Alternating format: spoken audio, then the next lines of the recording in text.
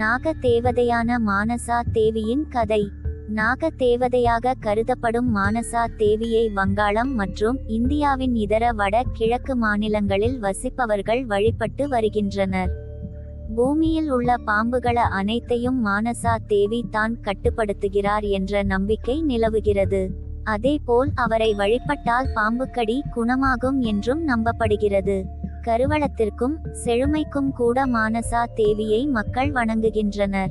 புராணத்தின்படி சிவபெருமானின் மகளே மானசா தேவி.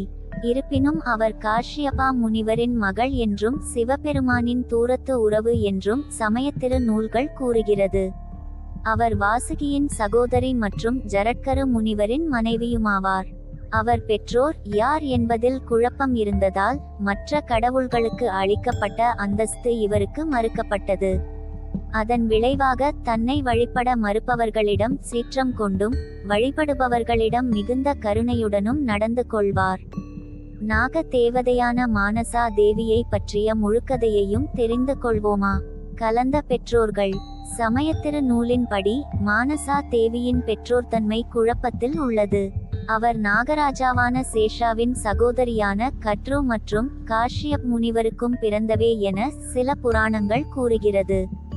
இன்றும் சில சமயத்திரு நூல்கள் அவரை சிவபெருமானின் புதல்வி எனவும் கூறுகிறது.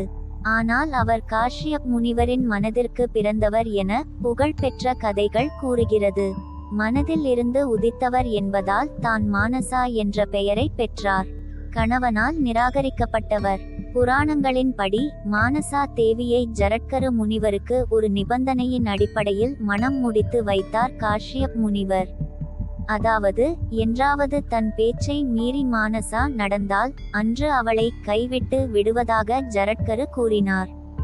ஒரு முறை காலையில் மிகவும் தாமதமாக ஜரட்கருவை எழுப்பிவிட்டார் மானசா தேவி. அதனால் தன் காலை வழிபாட்டுக்கு தாமதமாக சென்றார். இதனால் கடுஞ்சினம் கொண்ட அவர் மானசாவை கைவிட்டார். சிறிது காலம் கழித்து மீண்டும் வந்தார்.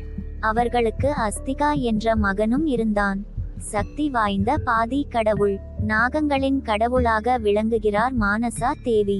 ஒரு முறை கடுமையான விஷத்தில் இருந்து சிவபெருமானை மானசா காப்பாற்றியுள்ளார் என வங்காள மாநிலத்தை சேர்ந்தவர்கள் கூறுகிறார்கள். தன் பக்தர்கள் மீது மிகுந்த பாசம் மற்றும் கருணையை கொண்டுள்ளார் அவர். தன்னை வழிபட மறுப்பவர்களிடம் அதே அளவிற்கு சீற்றத்தையும் காண்பிப்பார்.